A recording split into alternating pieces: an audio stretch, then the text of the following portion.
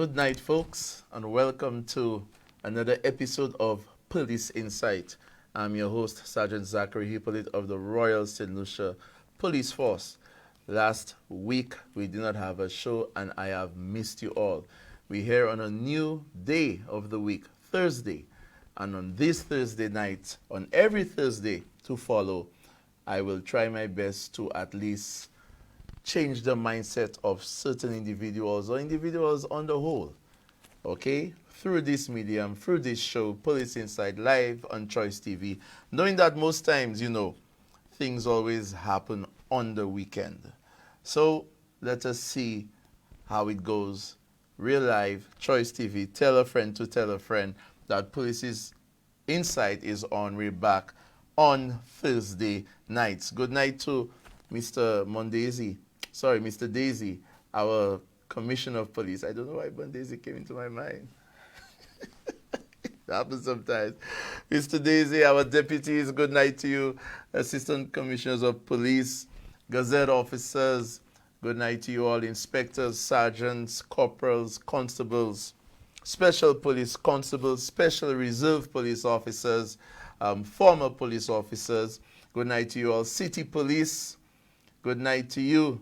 Our brothers and sisters in law enforcement, fire service, Bodley Correctional Facility, SLASPA, Port Police, Customs, good night to you all. We're streaming live on the Choice Media Network platform, Choice TV, Facebook. I see Victor C. Anthony already logged in, always supporting the show. Thank you so much. Tonight we have an amazing guest tonight. I'll be introducing him a little later. Since we did not have a show last week, we have a couple of things that we need to, just speak about, publicize, and bring out to the fore. Let's start with the shout-outs. Angela Hippolyte, good night to you. Leah Anthony of Darling Road Castries, Pauletta Monica Collymore of Dennery, Dinah Vidal of the fishing port in Dennery. My cousin Simon, I met a relative of mine that I didn't know existed before today, and he's from Baden Jackmel. Good night to you, my brother. Tekla Prevel, good night to you all. And we have a birthday. Yes, we have a birthday shout out today. Let's put her up on the screen. Celebrating her birthday today is none other than Madeline Lecopt. Madeline Lecopt. They call her Glacia of Labon Moshi, and she is celebrating 83 years old.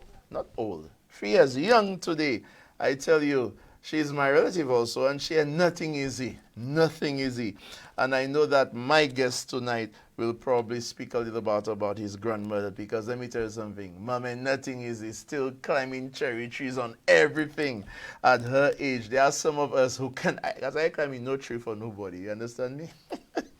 So, once again, happy birthday to Madeline Lecop. Natal Saint Omer, who's watching on Facebook, thank you so much for tuning in and supporting the show. Let's move on, folks. We have a special shout out also going to the family of Karim Elijah August. Okay, folks? Now, this young man, okay, is from my community of Rivermeter. He's a very outstanding individual. Nothing was too much for him to do, according to his mother, Jeanette August. He was definitely a people's person. He also had a business mind and knew how to save. He would talk about business all the time. He always used to say that one day he would become a potential businessman. His favorite color was blue, and he had a passion for, guess what, Lacoste perfumes and all other products. The brand Lacoste, that was his thing. What a pity he had to go like this. He will surely be missed by his families and lost lots of friends, sorry. Rest in peace, Karim Elijah August. Karim lost his life, folks, in a road accident on Friday, June 10th. He was only 21 years old, and he lost his life in Rivermeter. So I'd like to say condolences to his mom, his father, Ratty, what's up, my brother, his sisters, and all his family and friends in Rivermeter. Definitely a time of, just reflection in the community, my community of River Meter. Rest in peace, my brother. What else we got here? Just recently, about a couple of hours ago, well, half an hour ago, the Grizzly Disaster Preparedness Committee voted in a new executive. Okay, a new executive, and I think we have a pic of that executive. Do we have that pic, Tev? Okay, so they have elected a new committee executive for the duration of 2022 to 2024. And the chair is Mr. Vance Pilgrim, the deputy chair, Samantha Joseph, secretary, Miss Cinnamon Flavian, assistant secretary, Junita Mondesi, treasurer, Angela Alphonse, assistant treasurer, Ian Hippolyte, and the communications officer, yours truly, Zachary Hippolyte. So these are the individuals who just about half an hour ago were elected by the community of Grizzly to see about the affairs of disaster preparedness, mitigation, recovery, you name it. Okay, and the executive, you know what's so amazing dynamic about them? That they represent a cross-section of the Grizzly constituency. Yes, Grizzly, Moshi, Marisol, Grenivere, you name it, Bonte. We have individuals on that executive. All right, we're still in the first segment of the show. So guess what, guys? We're now introducing a new segment called the regional news segment. The regional news segment, because it's not that we want to glorify crime or any incidents or issues happening in the region, but it's important for us to sometimes know what's going on with our neighbors, that we are not the only ones in the fight to ensure that we have a safe society where people can live and work and enjoy themselves and fulfill their dreams. So for our very first regional news segment, we have a report dated June 21st, 2022, coming out from Jamaica. And I'm telling you, it's a heart-wrenching one. Let's watch this video. 4 children and their mother who were brutally murdered in Clarendon this morning. Now their bodies were found in the community of New Hope near Chapelton with multiple stab wounds and their throats slashed. An early morning massacre sending shockwaves through the community of New Road in Clarendon Tuesday morning, attracting dozens of people and police and military personnel. Just meters away from the yellow tapes is the house where the bodies of 4 children and their mother were found with their throats slashed. The police say the bodies also had stab wounds. It's not clear what time the tragedy took place. As for the victims, the children have been identified as 15-year-old Kimani Smith, 10-year-old Shamina Smith, 5-year-old Kafana Smith, and the youngest, Tishona Henry, was just 23 months old. Head of the Clarendon Police, Senior Superintendent Glenford Miller, is irate. They could be any one of our family members, any one of our children. 1-year-old baby. Come on, man. It's believed that the incident stems from a domestic dispute. SSP Miller says residents now have to play their part and help the police. When we are killing off our female and our children like this, this is something that we want the community of Cockapees to help us solve this case quick and fast. So I am using this moment now to tell you this, that anybody will hear anything, see anything, know anything, you need to come forth and let me know. This is something we must not condone. And we're now joined by our reporter Kirk Wright, who is on location in Clarendon. Kirk, talk to us about the atmosphere, what the atmosphere is like in the community right now. Thank you very much, Felicia.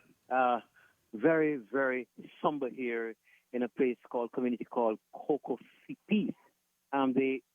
The police are now taking the painstaking effort to remove the 5 bodies from what seemed to be a relatively small 2-bedroom house. And the residents here are just gathered, looking. Not much is being said about the incident. I have managed, though, to get a few information since I've been here. And what we understand is that there is some level of threat being issued against the mother. It appears if it's domestic, it's a domestic dispute, and so the police, we understand, are looking for a relative. What we also learn is that inside the house is ransacked. Things are all over the place. It seems as if we're not sure the person was looking for something, or if it is that persons were trying to get away. We understand that one of the daughters was seen in the position to suggest that she was trying to defend herself from the attacker or attackers. But at the moment, lots of people are standing just everywhere to see if they can get a view of the gruesome scene here in Cocopese. Felicia? Thank you so much, Kirk Wright, our reporter in Clarendon, on the scene of the brutal murder of 5 people. Folks, I tell you, Jamaica, June 21st, where you tell me 4 children and their mother was brutally murdered. The youngest child being 23 months old.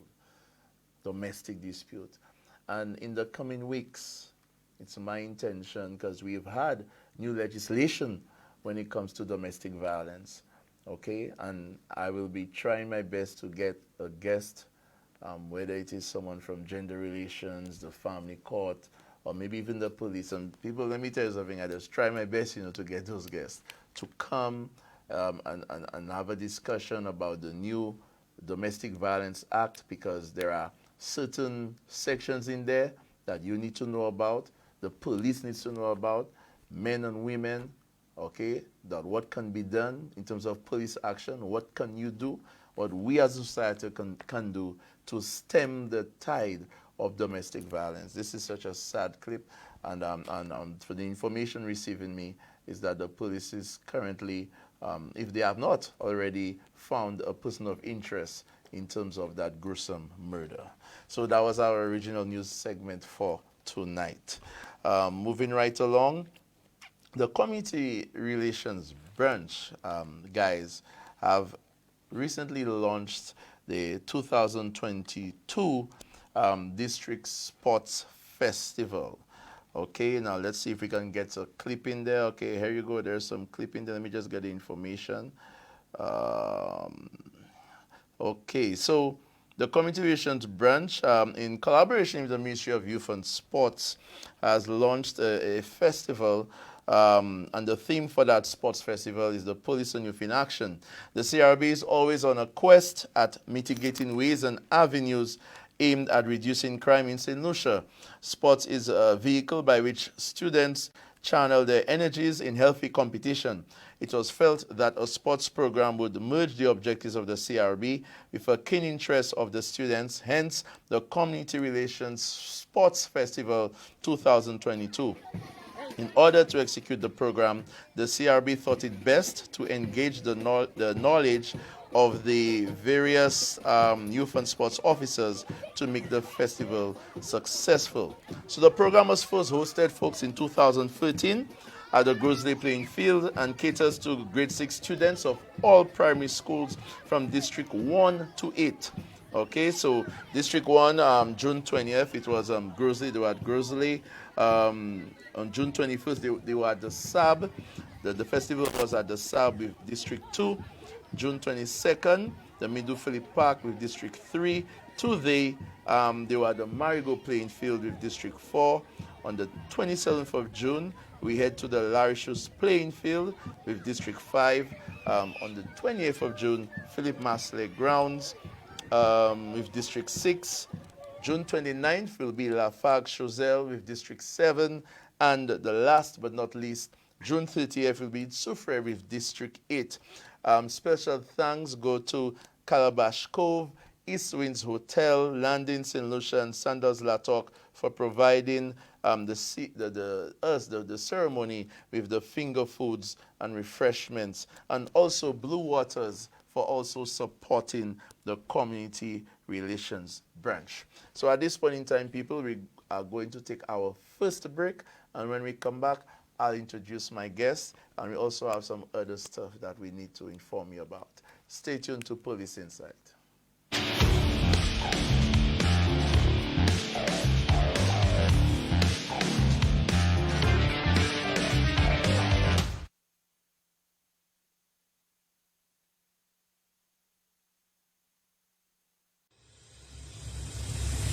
As variants of COVID-19 continue to evolve, Lewis Industries Limited remains resolute in offering the best cleaning solutions recommended by EPA to reduce the spread of the virus. Our disinfectants, EnviroCare and Conquer Byram, which are highly recommended to sanitize, disinfect, and deep clean surroundings, will ensure you operate in a safe and healthy environment.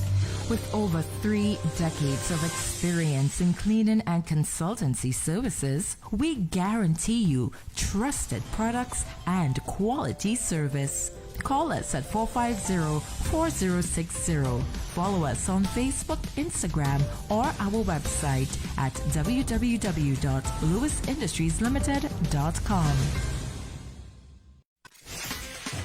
Are you ready for the biggest, most exciting party the region has to offer the world? Lucian Carnival! From July 7th to 19th, Saint Lucia will be lit with pumping rhythms and revelry, exquisite costume and pageantry, titillating steel pan beats, our ever-evolving soca and calypso music, and our homegrown deadly segment rhythm that's taking the world by storm.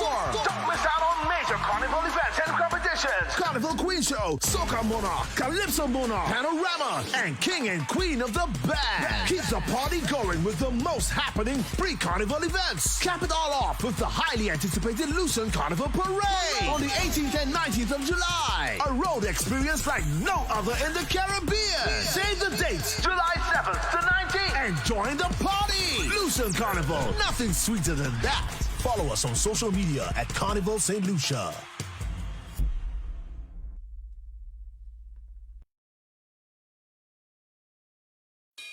Coming soon to your device, a simple way to shop, pay, and get your groceries delivered to your home. Massey Stores Online Supermarket. Visit www.shopmasseystoresslu.com for more information. Massey Stores Online Supermarket.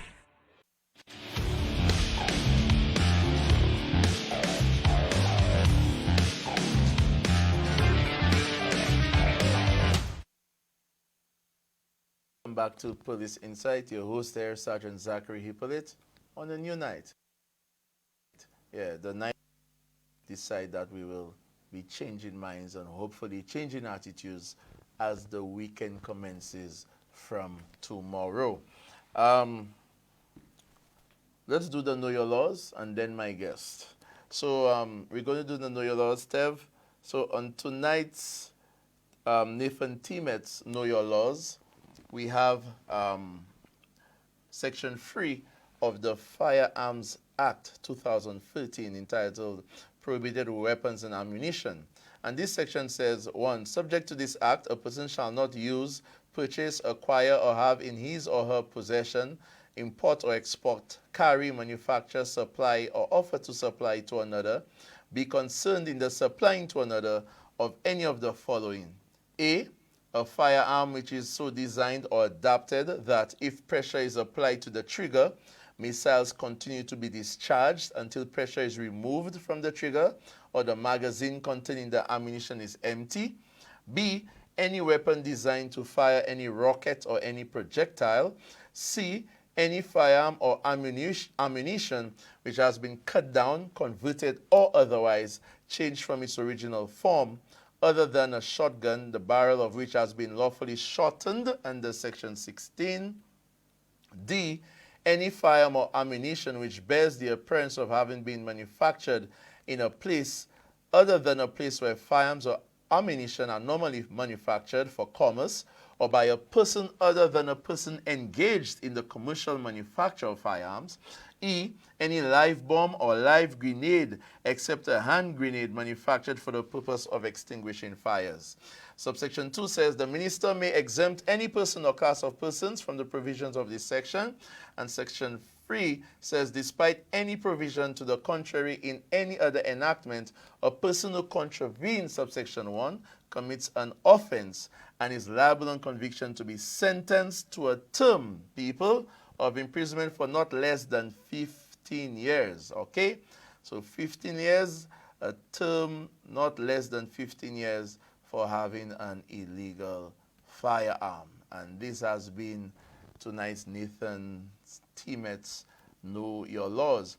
And people, as you know, I'm sure that for those of you who follow Parliament will know that the government of Saint Lucia is currently proposing or laid on the table an amendment, a firearms bill amendment, hoping to pass into law that instead of just saying one may be sentenced to not less than 15 years, but they also like to add a minimum fine of $30,000 or to imprisonment for a minimum term of 10 years or both, and to increase the penalty for conviction and indictment to imprisonment for a minimum term of 25 years for the use, acquisition, possession, import, or manufacture of a prohibited weapon or ammunition. Hopefully, I will get my guest reaction, and also hopefully I'll get you guys to call in and also give your, what do you think about the new proposed bill, and also whatever's on your mind. So, without further ado, let's get to it. In studio with me is none other than very outspoken, sometimes controversial for some, the chairman of RISE Saint Lucia, Dr. Venus Rastaman Cherry. Good night, doctor. How you doing, sir? I'm good, you know. How's everything? Everything cool? Can't complain right now, you know. You're looking tired, bro. Been a long day. If I tell you about my day, you'll think I should be in bed right now. Yeah, you see that? As long as you have life, you know. Yes, that's yes, all yes. that really matters. Welcome, Doc. Thank you for, I think that's the second time Yes. you've been on Police Inside, but the first time you were at another studio, Right. and now you're here tonight. Yes. Okay, excellent, excellent. So you are here in the capacity as chairman of RISE Saint Lucia. But before before I ask you about RISE, you saw the segment, the regional segment. What's your reaction? How do you feel of what has happened in Jamaica on the 21st of June? I mean, if what is being alleged is true, that's cold. Yeah. I mean, domestic dispute, domestic violence doesn't just plague our beautiful St. Lucia. I think it's a global thing. It's a Caribbean thing. But for some, like a baby has like no reason why a child should be harmed in that manner. No reason why any human being should be harmed in that manner. And this goes right back to what we are doing at RISE right now, which is going to schools and talking to kids about conflict resolution, because people don't seem to understand or know how to deal with conflict. Yeah. It's usually, I think everyone is always out to prove I'm right, and if I can't prove that I'm right with my words, I'll do it with action show like my force, like I'm bigger and badder than you. And I think it's high time we understand that sometimes you can just let the person think they're right and walk away. And it's a problem to walk away. I don't know why, but there's a big problem in walking away. Because we were taught to have pride, but I don't think it was explained what pride really is. And so we think that we have to answer to everything. We think that we have to prove something to everyone. And sometimes we feel like walking away is the coward way, when really and truly it isn't. And if a lot of our young people especially knew that, I think we would be in a better place. But this reminds me of the story not too long ago of a St. Lucian that taught me at Castries Comprehensive, a dear friend of mine that was murdered in Connecticut by her husband. And then he took his life afterwards, and even their children, you know. So it's sad that it comes to that, you know. Whatever was going on can't be that serious. For children and their mother. Yeah, it can't be that serious. That's crazy. So, Dr. Cherry, when did you assume the chairmanship of RISE Saint Lucia? February of last year. February of last year? Yeah. Can you tell us about Rise in the Show for those who don't know what the organization is about? Well, Rise was founded by Dr. Stephen King, Ninja Dan St. Rose, Jonathan St. Rose, sorry, aka Ninja Dan. I call him Ninja Dan every day, so the name stays. And our amazing Dr. Jacqueline Bird. Okay. Founded on the song Rise, written by Ninja Dan. Oh, yes. During his own struggles of when, you know, when you listen to his story, he got booed on stage and he thought that he was done and life was over. And, you know, and he came out with Rise and Labu Way and all that good music, and he and Dr. King met on the airport in Viewfort, and they said, let's do something together. Unfortunately, we all know Ninja Dan's story, and he spent many of his years incarcerated, and he's back out and working with us tirelessly. But Rise has done a lot. Rise has done, I mean, millions of dollars worth of work in Saint Lucia in terms of sending children to school on scholarships, in terms of fighting for justice reform, in terms of fighting for universal health care, in terms of ensuring that families, the marginalized families, less fortunate families have a meal on the table, in terms of ensuring kids have electronic devices. I mean, you name it. And we do a lot. And I don't understand how we do it, to be honest with you, because we have no funding, to be honest. Like most times we do. We raise funds through cake sale, like we just recently had one, a cake sale recently. And I think because people trust the members of Rise, because people know what Rise has done and they continue to see what Rise is doing, like I find that we have overwhelming support, both local and foreign. In fact, we get a lot of our support from foreign as well. Like, I put a post now and my inbox will go crazy. People from Canada, London, America, you name it. Like, every week we get a call at, hey, you guys have some barriers at customs. Like, sometimes they don't even tell us it's coming. We just get a call. It's been overwhelming. Rise is doing a lot. Sometimes I wonder if we embarking on a little too much at times, because that you might not be able to handle. Yeah, but I have an amazing team. As much as Dr. King and Dr. Bird wanted to sail off into the sunset and retire, yes, I wouldn't have it, you know, because for me, this is new. I've been doing my own charity stuff on my own, out of my own pocket, but this is a registered institution. This is a global icon of an institution. I can tell you a list of companies throughout the world that we've partnered with on different things, you know, and we keep getting more calls. Robinson Smiles, which is based in Maryland, and I've done 15 plus years of work in Barbados. Just reached out to us. They want to partner with Rise and start working in Saint Lucia because they haven't done any work in Saint Lucia. And we're talking about food items, we're talking about school supplies, we're talking about medical supplies. As you guys know, Rise has a mobile hospital. Dr. King and Dr. Bird has a mobile hospital. COVID, you know, kind of put that on the back burner. But you guys all know who Dr. King is, but Dr. Bird is also a pediatrician. And so they go in the community with that mobile hospital, the ghettos as we call it, and see those kids. Most of those kids, their parents don't bring them to see doctor.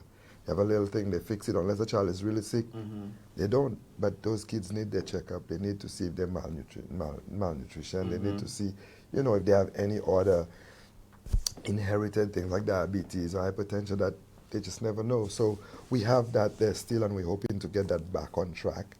But the biggest thing for us right now is really and truly crime. It's on everybody's mind, and if it's not on somebody's mind right now, they're living in a fantasy world. I noticed that one of your initiatives, Rise initiatives, is the crime prevention school program. It is. What started it? What was? Can you tell us about it? So we've been seeing the rise in gun violence and crime, and what we've noticed is every single one of us can point out and say gun violence, the problem. No one have suggestions for solutions. Blame the police, blame whichever government is in power. That's it. The police not doing enough, the government not doing enough. That's all we do. But no solutions. What are we doing? Well, I take stock of myself and I say, hey, Rastaman Cherry, so what are you doing about it? We know who the criminals are. We know the crimes they commit most times. Some people know where they hide their weapons. Some of those criminals are well established. Their network is vast. They are told when they're suspects, when the cops are coming for them, when all that information is out there. And I'm not saying stuff I don't know. I'm saying stuff that I know. Because you're on the ground. I'm on the ground every day. Every day. I know people who have left the community they will live in to move somewhere else, far from whichever, whether it be north, they go south, whether it be south, they come north, because they filed reports. And when they filed reports, their name was mentioned, and people know they filed reports, and so they had to run. So it's like, we keep pointing fingers. Everybody's talking about crime, violence, and Saint Lucia is getting bad. But what are you doing? Are we reaching out to those people? Are we talking to them? Are we contacting the police when something is wrong? What are we doing? And so we just have to take stock of ourselves, and we can only control what's in our vicinity to control. Whatever, you can only control the amount of effort you put in. And Jonathan St. Rose and I sat down and he said, bro, we need to get to the young people. You can't really mend a big tree. You can try, but those hardcore gangsters, criminals that's been to prison multiple times, no rehabilitation, it's not happening. That's one of the biggest problems. We don't have rehabilitation in our prisons, not even Boys Training Center. We don't. And so when those young men or women come out, they don't come out better citizens than they went in. Most times they come out worse, some of them. Well, just recently, Dr. Cherry, the Bodley Correctional Facility, members of that facility was here, and they did speak of the different programs that they do have at the prisons. I know you've been to the facility. Would it be fair to say they don't have programs, or are you trying to say that it is not adequate or sustainable? It is not adequate. It's not funded properly. Okay, funding is a big thing. Funding. Okay. You could fire any director. You could fire the whole staff and bring in all new people. And they can have all the brilliant ideas. We can sit at a table all day and come up with all this best plan. And wow, this looks amazing. It's the implementation. You have an overcrowded prison. You have very few guards. You have very few well-trained people to handle that population. You have people that are there innocently, that are frustrated. And so even when you come to work as a guard and you try to have a nice conversation, listen, you can't tell me I'm in prison for 3, 4, 5 years on remand and I know I'm innocent and expect me to have a good attitude. So to get through all, it needs to be a holistic approach. We keep doing things in silos. Let's focus on this. But whilst focusing on this, all these other issues, this once it cannot. We need to be able to find a way to tackle all of them at the same time, so we're working together in a nice movement. You can't work on one thing. So we have one of my biggest issues. We sped up and the new administration came in and changing legislation for marijuana. Okay? So whilst you all were working on that, why wasn't there another team working on seeing how many men and women are in prison for those same marijuana charges, and how when we come out of that legislation and make it legal for 30 grams, that we have a process to fast track and get those young men and women out of prison right away. So if now I can hold 30 grams of marijuana and Zach as the police can pass by and what's up officer and good, but someone who had maybe one joint is in prison still, how does that work? The frustration is going to build, because every young man that was in prison that heard about the new legislation on marijuana was excited that they were coming out of prison. I see. Felt like there was hope. And what has happened? We say we don't have enough judges for those cases, but we have judges now still prosecuting people, still hearing cases for marijuana charges currently. Hold that thought, Doctor. We are due for another break, because when we come back, I still want to hear a little more about that. And also, we're going to go back to the initiative, the Crime Prevention Initiative for Schools. Stay tuned to Police Inside.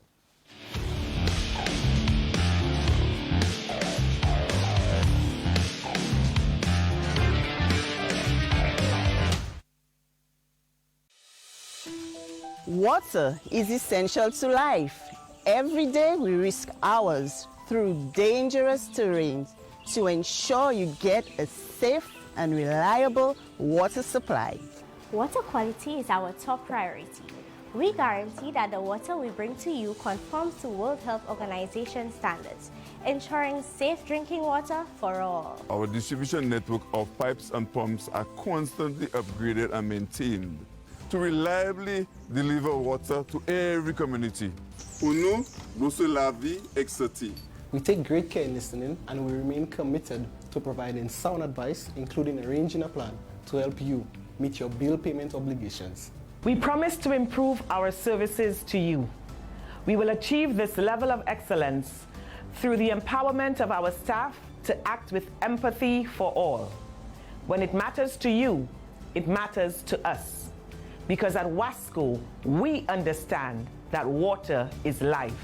We, Glo Se La Vinu.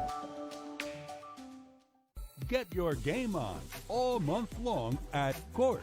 Stream your favorite game or movies on a new tablet. Relax on a new recliner with your snack fresh out of your brand new fridge. Keep your heart and health in check with a home gym set and Wi-Fi compatible smart products and much more. Shop today with no cash and get instant credit. Get your game on. Course, bringing value home. Conditions apply. Your vehicle insurance should never break your bank. With Beacon, you can get up to 35% off your fully comprehensive car insurance and still get full protection from unexpected damages with free loss of use, windscreen cover, and special perils. When it comes to your insurance, always be sure you settle for more. Call us at 458-5860 or log on to beacon.co.tt and get a quote today.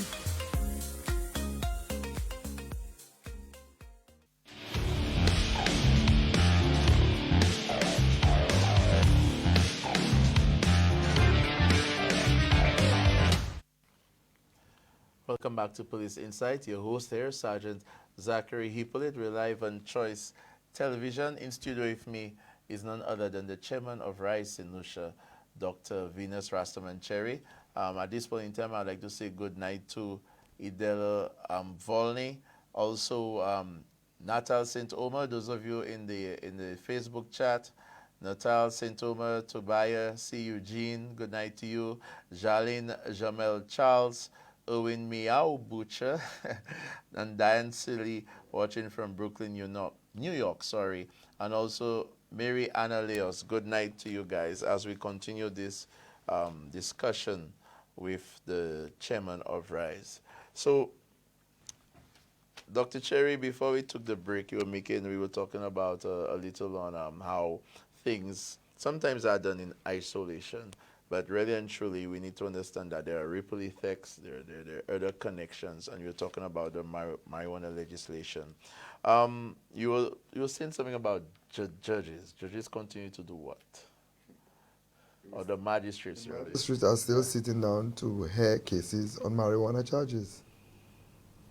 And at the same time... But maybe it's above 35 grams. All right, maybe it's above 35, yeah. But we just had a delegate of ministers travel to St. Vincent to go on tour marijuana farms. Yet, if we didn't continue to burn down our farms here, because right now, if they get a call right now, there's a plantation in the Jack, police, even if they don't want to, they have to respond to it. They have to respond to it, and they have to confiscate, they have to burn. We're doing that here, but we have to travel overseas on taxpayers' money to go and look at, to what, commercialize it? And if we're burning down our farms now, when we do commercialize it, who's going to be in charge? Corporate America? Corporate Canada? It's not going to be us. So are we supposed to continuously just be the farmers, making $8, $9, $10 an hour, while the big corporations can now come in, plant, export, and make millions? It's not working. And that's what I'm saying. It's like pissing in your eye and calling it rain. Okay, getting back to the crime prevention program in the schools. So far, how has it been received, you could say, by the students and also the staff and principals of the said schools?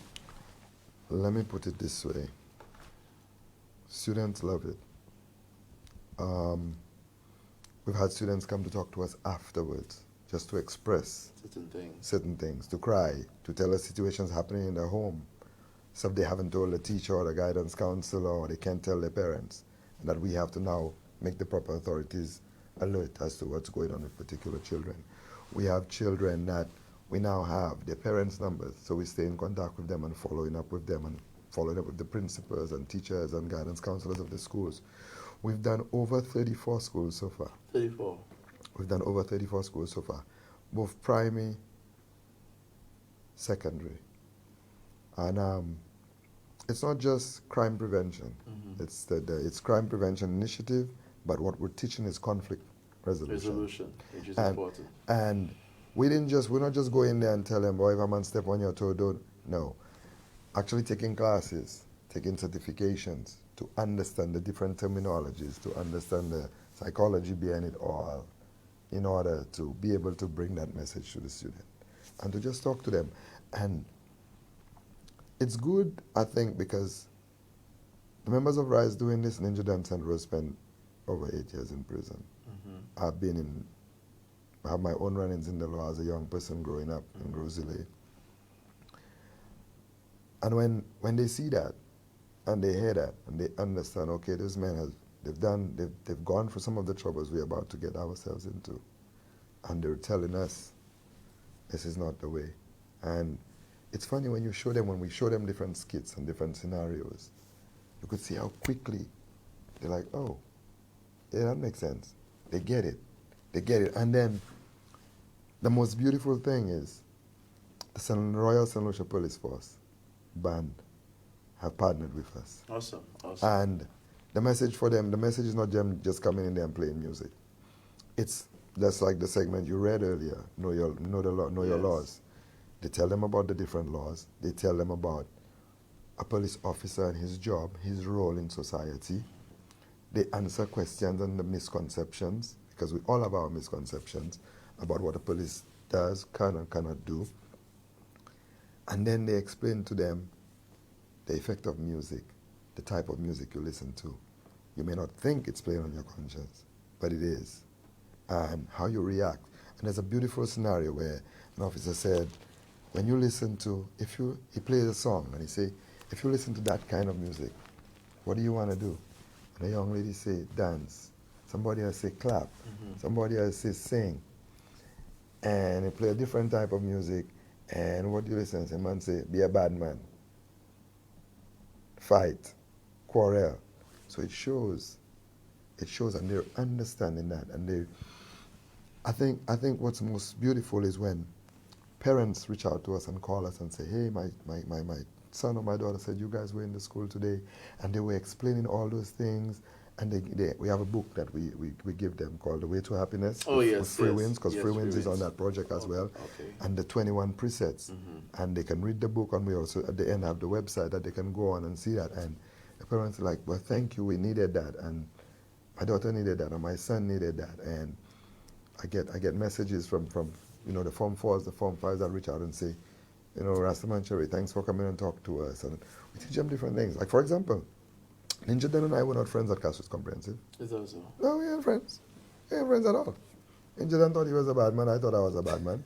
I came from Rock Hall with an attitude that y'all don't like us because we come from Rock Hall and you can't talk to us. And there was actually plans for Ninja Den and I to fight each other. There really was plans for, if Ninja Den had passed and brushed if we walk on the same grass and one of us brush each other, it was gonna go down. Because we knew no different. And that's what's happening with our teenagers. A lot of our teenagers don't have a dad at home. They don't. Their mom can only provide and do so much. Their voice is going to get deeper than their mom at some point in time, and they will hear that bass in their voice, and they will think, like, you can't talk to me. I was like that. I know that. She was like, what do you mean I cannot go out? I'll go out. What are you going to lock me out? Okay, I'll go and sleep on the street. Fear doesn't work. Some say it does, because back in the old days, parents used fear, and to them it worked. To them it worked. But what was the population of our prison then? Because we still had people going to prison. We still had people committing crimes. So the fear wasn't working. But what we also had was a lot of domestic violence that was not reported. True. So we were teaching them. We were teaching them something, but it wasn't the right thing. Because if I grew up watching my father or my stepfather beat on my mom to discipline her, because he came home and food wasn't done, his clothes wasn't cooked, whatever the reason is, what am I learning? This is how you control your woman. This is how you discipline. When I did something and my mom beat me, my grandfather beat me, my grandmother beat me, the neighborhood beat you. What are you learning? When your kids do something wrong, that's how you discipline them, right? Right. That's what we were all taught. It was happening in schools, it was happening everywhere. Was it right? No, we know it wasn't right. And a lot of people are damaged as a result of it. A lot of people are damaged as a result. That's all they know. And the re-education of adults is very difficult. Yeah. And so, a lot of adults don't have conflict resolution skills. They don't know how to. We see a lot of bullying happening. Watch social media. Watch social media. And it's adults doing it. It's adults doing it. You have women bullying women. You have men bullying women. You have women bullying men. All on social media. Adults. What are we teaching our kids? That's all they're seeing. Slander, disrespect, insults. And then as soon as a child does something, the youth, then all of us, this generation, that's the worst generation, but we don't listen. We don't listen and we don't look at what we're teaching them. We're at fault here. We're at fault here. And no, it's not spare the rod and spoil the child. That's the reason. It's because we don't communicate with our children. A lot of kids don't even get hugs after school to say, I love you. How was your day? A lot of kids, the only time they really hear something from their parents is when they're upset and telling them how stupid they are for failing an exam. Remember when we were doing exams? Yes. Common entrance? You had to go to the school to get your results. Yes. And they would call out everybody's name and say which school you passed for. And when they didn't call your name, everybody would look at you and like you're ostracized, you're cast out. Exactly. So our whole system is adjusting. It's changed. And what I like teaching the children when we go in is to believe in themselves. Not because you go into Sir Ira means that the child going to St. Mary's College is going to be more successful than you in life. For some reason, we were cultured to believe that. Exactly. Even when I passed for the current secondary school, I almost felt like I was a failure because some of my friends went to college and I didn't go to college. So that almost had an impact on me. That's what we're teaching. I didn't like college boys when I was going to Rock Hall. Because Rock Hall was like bottom of the bottom, the rejects, that's all we were. Yeah, that's how it was looked And upon. that fueled me. In sports, when it was time to run, see where that college guy is. Make sure if I come seventh, he come eighth. I wanted to beat them. That fueled me differently. But now it's conflict. Now it's like you're going to Villebouteille or you're going to Bocage. You almost form a gang to stand up to them. You almost feel like, all right, but society already watching us as failures. We just have to become bad boys. And we have to let them know that that's not correct. Because the same curriculum being taught at St. Mary's College is being taught at Saira, is being taught at Bocage. So, Dr. Cherry, I'm getting from you that you're not really in favor of this type of educational system, because whenever the results come out, the media, everybody will be interviewing the top student and usually it's always those schools, those same particular schools. Do you know what's happening as a result that no one's talking about? Some students will not get accepted in certain schools because that school is trying to maintain that grade point average. Some students, when they reach a certain form, may be held back because that school doesn't think they're ready to sit the exam. They may be told they cannot write the exam because that school wants to maintain the grade point average. And when I say something, trust me, it's going based on what I know, based on parents that have reached out to me, based on principals I've spoken to, teachers I've spoken to, because we have to investigate the claims that come to us at Rise. That's what's happening. It's like our whole system is a competition. Everything they've ever taught us is to compete against each other. If you as an officer go out there and you solve these murders and you have that amount of arrests and you have that amount of conviction and how quickly will you climb the ladder? Everything is a competition. What happens when there's competition and you don't think that you can beat this person fairly? You don't start to cheat. That's what's happening in our world right now. A lot of young men feel like they can't get through the education system. They can't get a job properly. They won't be. So what are they going to do? they're going to cheat. They're going to start selling drugs. And when you're selling drugs, you need a gun to defend yourself. This is a mindset. You can't get a proper job, or the job you get. But do you know right now we have armed security guards. Armed security guards working for $6, $7, Yes. $8 an hour. Yeah, actually there's some four and five. Yeah, I've interviewed a few. How? Yes. How do we tell a young person, go to school, get an education, get a job, and it won't pay you anything. It will demand your time, crazy hours, take you away from your family, but you won't be able to buy anything at the supermarket when you're done. The salary is so low. You actually, and depending on where you live, you're actually using that same salary, spending, trying to get back to work. Bus fare. Bus fare. Bus fare, which is about to increase. Which is about to increase, So you see, like, when we look at crime, it's not just one issue. We have to look at the root causes, and I think that's what we're not doing. And if we know what the root causes are, we're not addressing it. We're putting this band-aid on these open wounds when there should be some sewing and anesthetic happening. Dr. Cherry, can you share with us what are some of the main issues you and your team would get from students in your deliberations with them? What are some of the concerns or issues? A lot of our troubled What are they suffering with? A lot of our troubled kids are going through a lot at home. At home. Physical abuse, sexual abuse, mental abuse, bullying. You can't scream and shout at a child every day and tell them they're dumb. They'll never learn anything. You can't not feed a child and expect them to have the energy to learn. You can't sexually abuse a young lady. Every night she's home, she knows she has to prepare herself. She's not going to get much sleep. She has to defend herself. And most times the parents know. They know. They don't say anything. They don't. A lot of those young ladies are broken. And every time I have to post a missing child poster, I will post it because the child is underage, they're missing, I'm concerned. Some are quick to say, go and look for the usual we hate. The child go and look for their man, their partner, whatever the case may be. That may be true, but maybe because they feel more protected over there as well. Maybe because the father, the uncle, the brother, the stepfather, the neighbor, the best friend that's been abusing them from 8 years old and now they're 16, 17 and no one is listening. Maybe they're tired of that. So now when this young lady makes up their mind that they've had enough and they run away, we still blame them. We still say all kinds of things about them. When a young man says he's had enough and he can no longer be home and he goes on the street, we say they just want to be criminals. Yeah. We can't do that. Most times, the biggest issue for most of those students is that they're already labeled so quickly and no one listens to them. No one wants to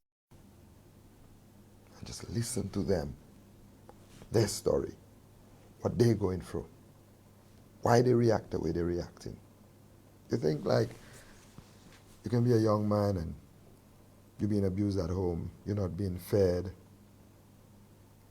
you're being locked out the house sometimes, and you're still trying to come to school. You think you can come to school in such a good mood that a teacher calls you to answer a question and you haven't slept and you haven't eaten. How you think you're going to react? How you think you're going to react? And most times we don't know that. We say, I'm troublesome, I'm rude, and what? Why? But why? Do we know why? Because it's not every day the child is in a bad mood where you can't talk to them. Well, most times that's true, yeah. There has to be a time where you can nicely pull that child aside and just have a conversation. They might be reluctant at first, but you'll be surprised how they open up and the tears will come out and everything, and they'll tell you what they're going through. Not only do we not listen to them, the criminal minds now, the gang leaders and those bosses, they have the time. They have the time. And that's the new recruiting strategy. They will listen. And then they will be, we got you. we'll take care of you. Come and check us. And they'll start small. Might give them the little money to go to school. They might give them the little pair of shoe. But eventually, none of those things are free. You will have to pay for it. And that's how it starts. That's how the initiation begins. And so for us, that's where the program came in. We wanted to attack those students before the gang members attack them. We trying to recruit them. That's what we're trying to do. We're trying to make them become volunteers at RISE. We're trying to help them write up their resumes. We're trying to teach them the importance of job. We're trying to teach them the importance of grooming. That's what we're trying to do. That is our way of trying to fight crime. We've tried. We also have people working, going in the ghettos and talking to the gang leaders and bringing them together. I mean, no one wants to talk about it or give some individuals credit about it, but we have people going in ghettos that are able to go and call this gang member and that one and that one and that one and talk to them and say, none of that. We have people that are doing that. We have people that are doing that. Now, those people might have their own past, and so society look at them and say, oh, they're involved in one way or the other or whatever. But for me, if someone has the ability to put peace, whatever their past is their past, especially if they've paid they've done the crime, they paid the time. We tend to just get lashed on somebody's past and their history and, oh, that one was a criminal. But don't criminals deserve, is not what we talk about rehabilitation, don't criminals deserve a second chance, or they deserve to be reintegrated into our society? We really don't do that. Kids nowadays, they come out of prison, police record, oh, you were in prison, they're not hired. The question, we play blind to it. If a young man comes out of prison and truly wants to make a difference, and we as a society doesn't give that person a chance, we don't give them a job, we don't give them an avenue, what do we expect? Because I promise you, none of us will just sit there hungry until we die. At some point, that stomach starts to growl. You will do whatever it takes to eat. And if that means landing you back in prison, if that means sometimes you go and you may want to rob somebody, you have no intention of killing them, that is not your intention, but you're scared of getting caught. So if there's a wrestle, there's a fight, people screaming out loud, you think you're going to get caught, what happens? That same fear. We want to teach them fear because we said it worked in the past, right? That fear is what will make them take somebody's life. Okay, we're going to take another break. When we come back, we'll open up the lines. An amazing discussion with Dr. Cherry. Stay tuned to Police Inside.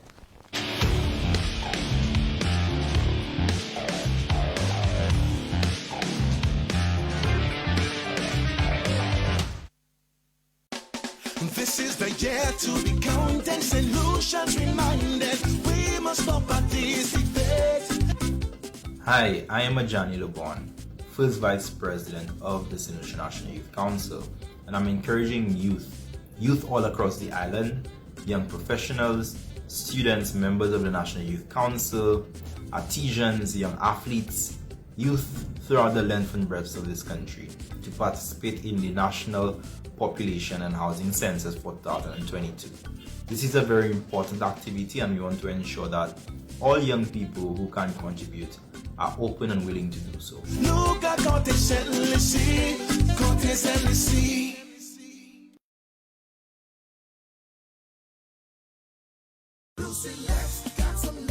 Prepare for the hurricane season by ensuring trees and other objects on your property won't get tangled in overhead wires. Be careful. Ensure ladders and tools don't come within 10 feet of power lines. If a tree is near electrical lines, don't try to trim it yourself. Contact Lucelec at 452-2165 or 454-6617. Be smart. Stay safe.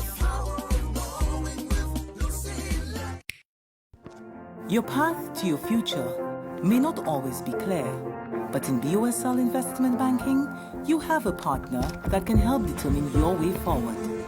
We are right here with you, providing tailored financial advice to pursue your goals and secure your future.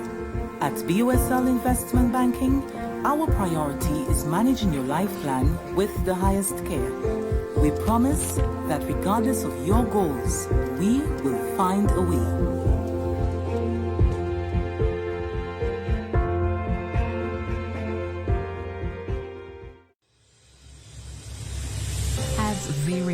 COVID-19 continue to evolve, Lewis Industries Limited remains resolute in offering the best cleaning solutions recommended by EPA to reduce the spread of the virus. Our disinfectants, EnviroCare and Conquer Byram, which are highly recommended to sanitize, disinfect, and deep clean surroundings, will ensure you operate in a safe and healthy environment. With over 3 decades of experience in cleaning and consultancy services, we guarantee you trusted products and quality service. Call us at 450-4060. Follow us on Facebook, Instagram, or our website at www.lewisindustrieslimited.com.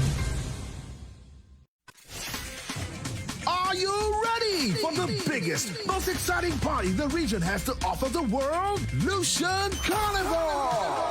From July 7th to 19th, Saint Lucia will be lit with pumping rhythms and revelry, exquisite costume and pageantry, titillating steel pan beats, our ever-evolving soca and calypso music, and our homegrown deadly segment rhythm that's taking the world by storm.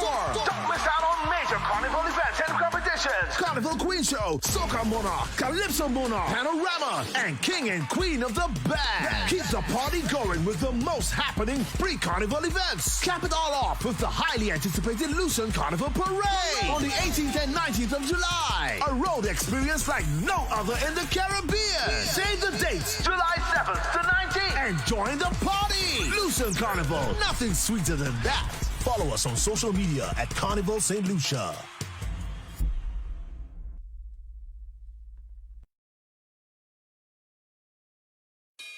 Coming soon to your device, a simple way to shop, pay, and get your groceries delivered to your home. Massey Stores Online Supermarket. Visit www.shopmassystoresSLU.com for more information. Massey Stores Online Supermarket.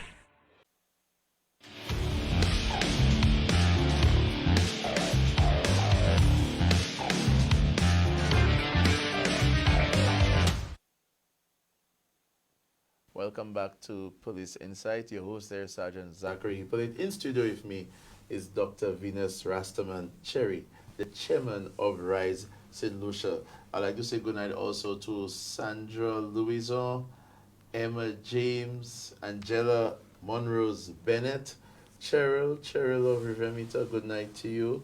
Onella Joseph, good night to you. Josiah, what's up, my brother? How you doing in the shop there in Lafayette? And you and Sandra, behave yourselves. I'd like to say good night to you all. We're going to put the telephone, yeah? Okay, 4560306, 4560306. Once again, 4560306. If you have any questions, contributions to tonight's show, you could call in. Aim them at myself and especially my guest. You could also WhatsApp me on 7200401, 7200401, and also you could send a message in the Facebook chat. Okay, we have our first caller for the night.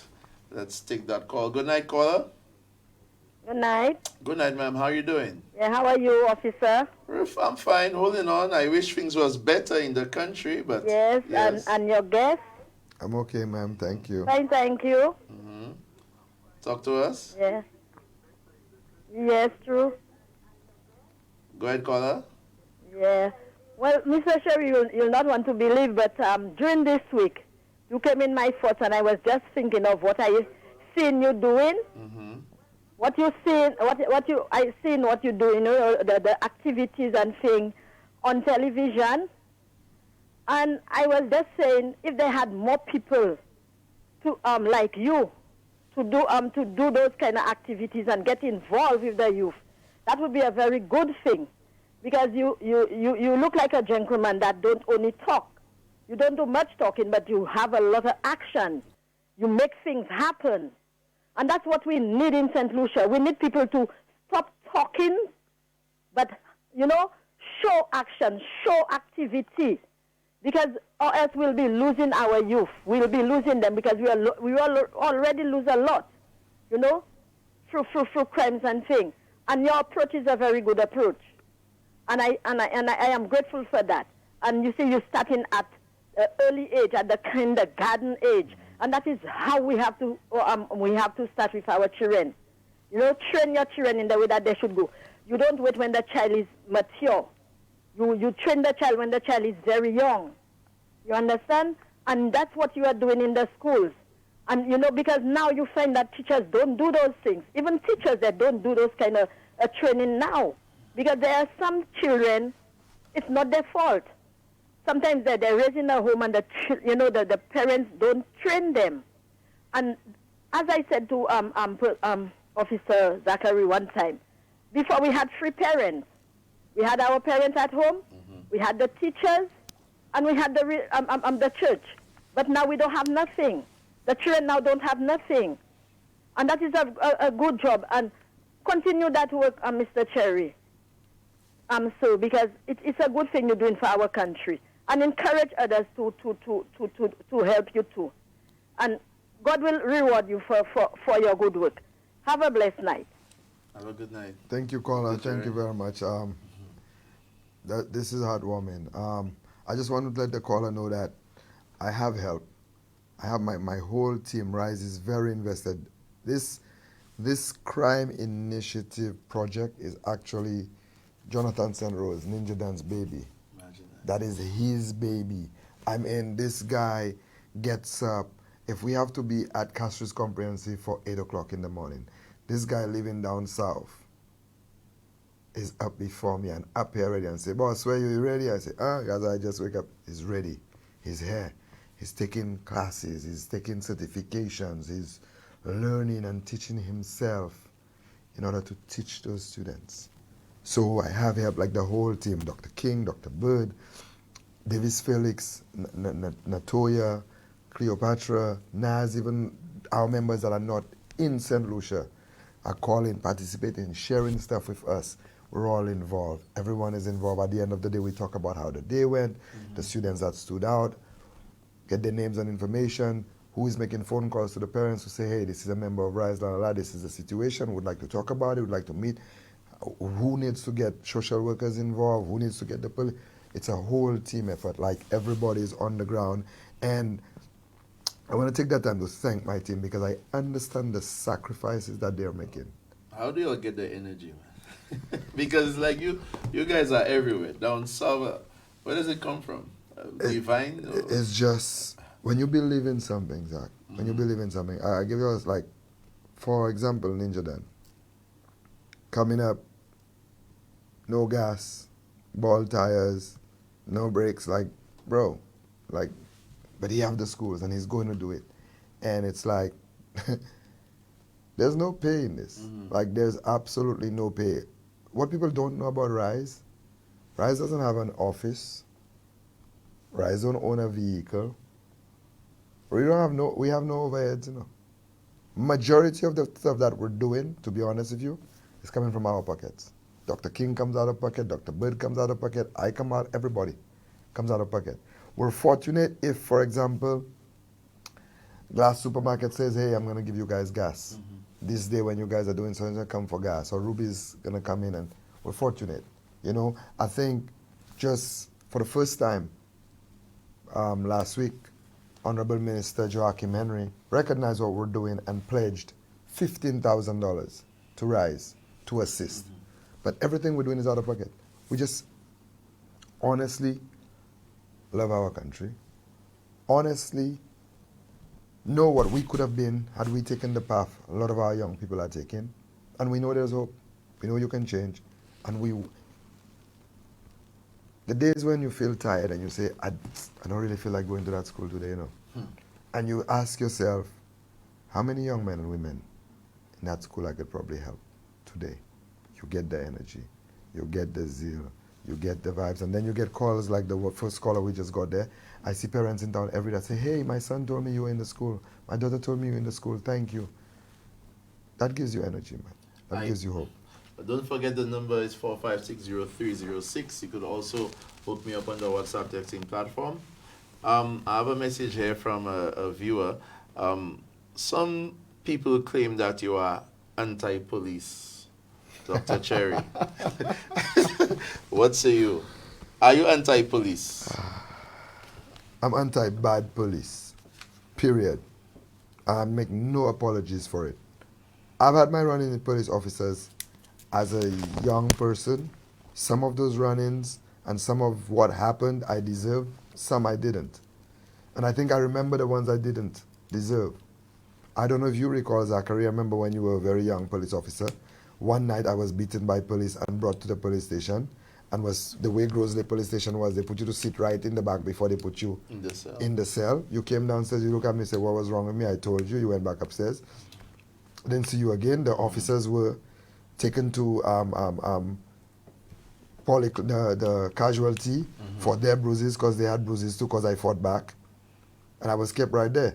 I wasn't given the same priority because if I have bruises and they have bruises and we want to document it medically, I should have been given the same priority to go see a doctor as well. You are correct. I wasn't. Until my uncle Coco came to the station the next day and had them release me and I went and get checked up. Later, they asked me if I drop my charges against the officers, they will drop their charges against me. Imagine, is that so? That's what happened. So I've had my run-ins. I've had my runs with the police. I've also had amazing police officers who've done wonderful things for me as well. I don't forget that. I will continue to work with the police. I want to work with the police. I wish the police were better funded. Like when recently you guys were given the brand new vehicles, I clapped for it, but I didn't clap too loud. These were brand new vehicles. And in my opinion, my humble opinion, second-hand vehicles in good condition could have done the exact same job, and some of that funding could have been to some of the programs that have been defunded, the Big Brother programs. Police getting involved in sports in Saint Lucia. Grosley Police used to play in the Grosley Football League. Yeah, what call that? Okay. Grosley Police used to play in the Grosley Football League. Do you know that? How much of a relationship my group, Seaview, made with the police. I remember those games. Through those games. Yeah. Hey, we used, listen. Yeah, that was amazing. Let me tell you. And I'm getting goosebumps just saying that. When we know we are playing the police, that's the day not a single guy would smoke weed or drink alcohol. Everybody wanted to be at their best. Because what we did not want to do is lose the football game to the police officers. Today is the first day you get to really just be an ordinary citizen with the police. A tackle is just a tackle. A tackle is not malicious. A tackle is not... We shook hands. We spoke. And what happened? When we would stay on the block now and see the police jeep coming up, because we can see it, guys were no longer terrified to run and to do this or to do that or to have immediately start putting this resistance, this negative attitude, this defense up when the police would come. Because we knew most likely on that jeep contained players. Okay. Relationships were formed, bonds were found, respect was given on both sides. To the point where normally if guys are smoking a joint, police come in, guys would be so defiant, like they want to just have it in their mouth. Want the confrontation. To the point where we know, calm it or destroy it. How you doing, officer? Good afternoon, officer. Because this bond was formed through this community police initiative. I feel like no matter what I talk about, as long as it's against something, people will come and say I'm anti this. If I spoke about the last government and how I thought like they were not doing a good job, their supporters will label me anti-UWP. If now I speak out against some of the things I think this current administration can do better, people will first say give them more time or then say I'm anti them. When I praise the police officers, no one says I'm anti-police. There's an incident in Grosley during curfew. My cousin was involved. My first cousin got arrested. After curfew, they were there. Police came, gave them a warning to leave. They pretended to leave and came right back. There was a whole thing. They could have been shot and killed. They could have been shot and killed. The police restrained themselves and handled the situation as professionals. I was one of the first people down there. That by the old courts building by my uncle professionals. Yeah. I was one of the first people there in the morning. Spoke to the media to thank the police officers. I actually went to the Grosley police station afterward to thank them. But just because I thank police officers, just because police officers are doing a job, if or when police officers step out of line, they're not above the law. I will speak against it. When they do well, I want to praise them as well. And like I was just saying earlier, we've now partnered with the police in this crime prevention. And for me, it's amazing when the police show up and how the kids react, and when that one officer starts playing his thing and all the children involved. You and I are relatives. Yes. Did I feel good the day I was in the station, the report I just gave, when you came downstairs, asked me what happened to me, and went back upstairs, and I didn't see you again? No. You're doing your job. Do we have any issues? No. We don't agree on everything. No, we don't. When I write something on social media, don't you comment? Yes. And you comment if I'm wrong, you say, hey, this is not right, this is what's going on. When I don't understand a law or don't know a law, who do I reach out to? You reach out to me. I say, Isaac, such and such is the case, Yeah. or somebody have such a situation. Yeah. This is what officer information is. That information correct? So I can reach. I do. I have no problem with the police, but I will not stay quiet if or when police officers are wrong, just for people not to say. And no one should, because the police took an oath to maintain law and order. We are supposed to be. We're supposed to preserve the peace. We are peacemakers.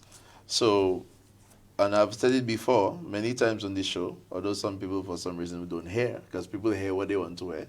I've always advised individuals that if they believe a police officer has stepped out of line, has treated them in a way that is unprofessional, that they need to report it and they need to seek their justice. I've spoken to my colleagues on countless occasions that whenever they are carrying out their duties, make sure that they're doing it within the parameters of the law. It has to be within the parameters of the law, and that is it. End of story. And so that's my stand. I mean, I have police friends. I have Roberto Harrison and I went to school together. Rockwell and Compre. Oh, I didn't know that. Yeah, Rockwell and Compre. Roberto Harrison and I were like best friends. Like we would share football boots. We would Roberto spent time at my mom living. We lived together for a while. I don't know if I should say, I've dated police officers. Don't mention the name. No names will be mentioned, but I'm just saying. Yeah. So it's just to show it don't matter if it's police officer, it don't matter if it's a fireman, if it's a doctor, if it's a nurse, if someone does something that is wrong, someone says something that violates the right of an individual, and I hear about it, and I know about it, and I do my research, and I find it to be credible, I will talk about it. I will talk about it. The idea that if you call out the bad ones in the bunch, that makes you anti-police. Yeah. When I call out medical professionals for not doing a good job, we all cry about VH and OKU and everything. Does that mean we're all anti-doctors or doctors and medical? nurses? Yeah, we're not. yeah, No. Well, I sing praises to them the same way. My mom has been visiting there quite often, and the treatment she's been getting, some visits are better than others. And when it's good, I tell them thank you, and I sing praises, and I write it on my social media page. You see, I'm as loud in clapping as I am in criticizing. That's right. And that's what it is. Dr. Cherry, what is, do you have any thinking on the government's new proposed firearm amendment bill to the Firearms Act, where it appears that, well, some would say they're doing something, heading in the right direction by trying to impose stiffer penalties on individuals who are caught with illegal firearms? What's your say on this? Has it worked in other countries? Has it worked in Jamaica? Because we can look at Jamaica as the prime example. When I was a younger person growing up, when you heard about crime, you heard about Jamaica. Jamaica probably have one of the stiffer gun laws. Jamaica, Trinidad, those countries have more guns, a lot more guns. And I'm not saying the government shouldn't do anything. Again, I think this is meant to put fear in people. And you don't agree with the fear? The fear doesn't work. What I'm worried about is the young man who gives somebody a ride, give a group of individuals a ride. His vehicle driving, he stop, he give them a ride, he knows them. I could get a ride, you Yeah. never know. You get pulled over, and they have a firearm on them. Everybody gets arrested. Yeah, that's what normally happens. Nobody claims the firearm. Nobody claims the firearm. Those who have their parents, have family names, status, money, regardless of what the bail is. They might get bail. They might get bail. This person that can't make bail, we don't have a system of public defenders that is funded for that person to have proper representation. So the family can't afford a lawyer. They don't have land, they don't have this, they don't have that. You know what that person's going to get?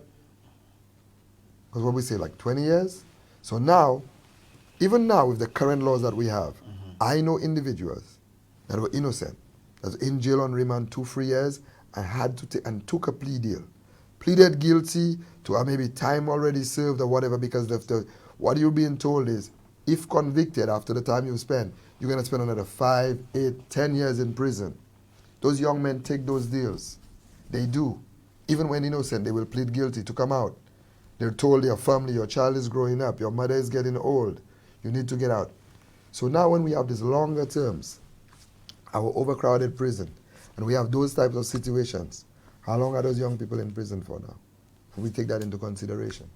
You see, I think, again, this is another plaster on an open wound. Just like I told you, when we were doing the marijuana legislation, we didn't immediately work to release the prisoners that were in there on marijuana charges. In fact, we like to do stuff. Why did we just make 30 grams legal? Like, why? We take baby steps until we figure it all out and it's commercialized and everything else. We do this gun law, right? We don't, if we have a gun law like this, we need to have a public defender's department. And I think we have one, but it's not funded. There is one. But it's not funded. When was the last time you heard a public defender stepped up, came and took a case of families that can't afford it? Yeah, they have had discussions with them behind the scenes, but like you said, it's not enough funding. But this is what's happening. It's not enough funding. This is what's happening. So there's not enough funding for that. But is that just as vital as the new legislation, the new laws that we want to implement? I think it is. We know we are a poor country. People can't afford groceries. We think they can afford a lawyer? People are fighting for government to give them a piece of land for them to put a house. You think they have land to put up? So we just do those things in silos. We don't work holistically. What is the root cause of the crime? Employment is one. Lack of employment, lack of a minimum wage. So we have time for this new legislation. How long has Saint Lucians been crying for a change in minimum wage? It's a long time. I just told you earlier, armed security guards making $5, $6, $7 an hour, right? So how about we try something different? How about we try ensuring that those young people are employed, are being paid a good salary? How about we continue to involve the police in Big Brother and mentorship programs, as opposed to a law we think that's just going to scare them? It's not going to scare them. It's not going to scare them. Human beings are animals which adapt to the environment, adapt to changes, and they will figure that out. How are those guns getting into the country? Well, as we know, we're a porous country. We have borders that are not being manned by law enforcement. And also, even for our manned borders, our manned ports, we've had situations where we've had the firearms found in barrels. So we have a lot of issues. Yeah, so those are again, silo. One thing, put something there and say, we're doing something. We're working. No. When you have one group working on this, you should have another group working on that. So you're working on those laws, you're working on the minimum wage issue, you're working on the unemployment issue, you're working... Like you say, it has to be... It has to be holistic. It has to be holistic. We need to remove that stigma of companies not hiring someone because they have a police record. Yeah. If the person has done the time, the only people we shouldn't be hiring is someone wanted. But we don't even know who's wanted because people just run away free. Police officers could be standing right next to someone and don't know that person is wanted. That's a possibility, yes. If the person is wanted today or in the first week or two, most probably they will know. Maybe but 6 months later, a year later. I don't know. People are hiding in plain sight. People are just chilling. They're just chilling. So I understand the concern and why they might have come up with that. It's a plaster on an open wound. That's all it is. And it's meant to put fear in the criminals. Those criminals really don't have fear. They don't have fear. What we need to do is give them different avenues. Give them jobs. Give them proper pay. Give them sports. Give them responsibilities. I have a message here, thank you, viewer, on the WhatsApp texting platform. And this individual says, I'm hearing all reasons for crime except choice. We blame unemployment when even the employed commit crimes and they are maybe the masterminds. Reaction, Dr. Cherry, someone is saying we also need to bring choice into the equation where someone could just choose. I have no circumstance. I'm fine, I'm all right, but I have chosen to just commit that crime. What say you? I think that person is spot on. I think that person is right. Okay. There are people that do that. Okay. But in most circumstances, it's not the violent crime or the gangster crime we're talking about. Those crimes, we don't really talk about it. White-collar crime happens in Saint Lucia all the time. Every once in a while, you'll hear this accountant or that accountant is in prison for fraud.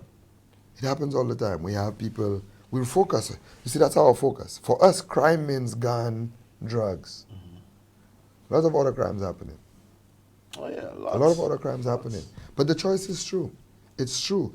And the choice also is because our system is set up in a manner where, like I said, on the education, we've been teaching our children and ourselves to compete against each other. Compete against each other. And so, Zachary, have a nice ride, have a little job there.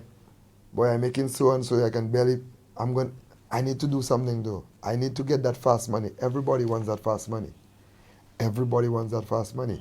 There's very few people that will see an opportunity to make fast money and know that, hey, there's a possibility I get caught, there's a possibility, this is illegal, and say no. Because we all think we're smarter than the next person, and we all think we can get away with it. Someone says that Dr. Cherry is so correct. I think he's hitting the nail on the head. Amidst all said, educating all is of paramount importance. These days, the criminals are not afraid. Someone here is saying, Dr. Cherry, when are you coming down to the Chozel school? We've the been social secondary school. When are you coming down there? Have you been there? No, not yet. Actually, we were saving that one for last. And let me explain why. Because Jonathan St. Rose is in that area. Okay. It's in that area. We've done a few schools in Soufrière, in Chozel. We've done Roblo. We've done a few down that way. We've done PI. We've done, we were saving that one for last because that's his area now, and we wanted to do a big thing in that school. So we're coming. No school will be left without a visit from Rice. And we're about to wind down. What else can we expect from Rice Saint Lucia in the coming year? Right now, or is it that you just focus right now, currently, on what's? No. We're looking for us, funding is critical. And we're extending, we're forming partnership. Rise actually, most people don't know, but Rise now has a branch in Canada. So Rise have Canadians on board, are members of Rise and have a Canadian branch. I'm actually going to be visiting them next week. Okay. I'm actually visiting that branch next week, spending time with them. We have someone that works at Microsoft, we have someone that works at LinkedIn, and they're putting mechanisms in place whereby those companies that I mentioned will send. We actually have Microsoft right now. We have 20 brand new laptops that is going to go straight to the Ministry of Education. So they came, like Brent and Alison Massey came in. They met with Miss Fiona, Chief Education Officer, Chief Education Officer. And we ironed it all out, and Microsoft agreed, and it's going to come in fully suited with all the Microsoft apps, not just for 1-year membership, but lifetime with those apps on there. So we're forming new partnerships, we're forming new bonds to help us help more people. Like I just told you last week, I was in a meeting with the people from Maryland that runs Robinson Smiles, who's been in Barbados for over 15 years helping Barbadians, and they saw what we're doing and wanted to come in. And we're talking about medical supplies, school supplies, groceries, you name it. I mean, Rise in collaboration with Seaview. As you know, on June 3rd, we opened up the Seaview Peanut Butter Pantry in Grosile, and we've had Dowling Holdings in the U.S. We've had Penn Medicine come on board. Like, you know, so I'm looking for, as much as I really appreciate our local businesses, but everybody is suffering from COVID and the high prices, whether it be import bills and everything. So those companies out there that can also reach out. So for us, we're trying to form those partnerships, form that networking, so we can get more assistance, because one day on my WhatsApp and my Messenger, you don't know the amount of calls I get, the amount of messages we get. And there are a lot of things that people reach out to us for that we can't help. A lot of people reach out to me for building materials. You know, if there's new building materials and houses going, they go to the district rep and they say they're not getting through, whatever reason. I get those messages. I hate telling people. No. Oh, you can't help. They can't. Breaks my heart. Especially when you hear the stories. And when I get a story from someone, I investigate. I'll drive through the neighborhood. I'll talk to a teacher, a principal. I'll talk to a pastor of a church. I'll get their story and I'll get to know if it's the truth. And when you know that that story is real and you're seeing that you don't have the resources, it hurts. It hurts a lot. And I don't sleep well when that is the situation. So I find myself always trying to reach out to who I can, when I can. I mean, I don't think there's one company in Saint Lucia that hasn't received a proposal from us. Dr. Cherry, we're out of time. Briefly, final comments. This is your camera. Take it away. Crime affects all of us. Every single one of us. There is no place to hide, not Cap Estate, not Bellevue. There's no way to hide. Burglar bars won't do it. Being a legal gun owner yourself won't solve it. We need more people to come out into the communities, into the schools, talk to the students. You, the businessmen out there, whether or not you went through trials and tribulation growing up, whether or not you were born with a silver spoon in your mouth, you do understand what it's like to be a businessman and to be successful. Go out into those schools and into those communities. Talk to the students. You could be a minister, a doctor, a police. Go out, talk to those students.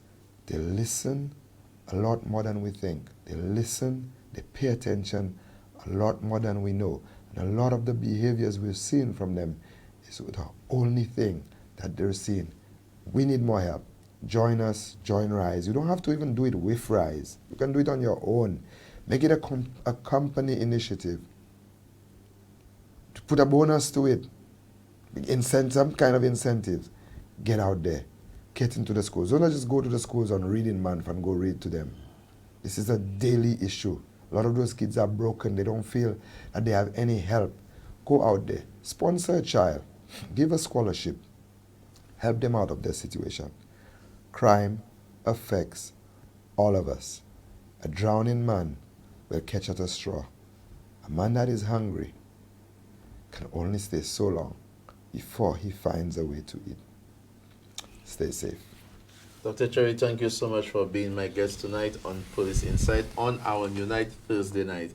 You were an amazing guest, and I wish you and RISE all the best in your future endeavors. So, ladies and gentlemen, folks, thank you for those of you who tuned in on Choice Television, those of you out there watching in TV land, those in the diaspora, those on Facebook Live, and contributed also via WhatsApp. Thank you so much for continuing to support Police Insight. See you next Thursday. If it's a Thursday, it's Police Insight. Good night.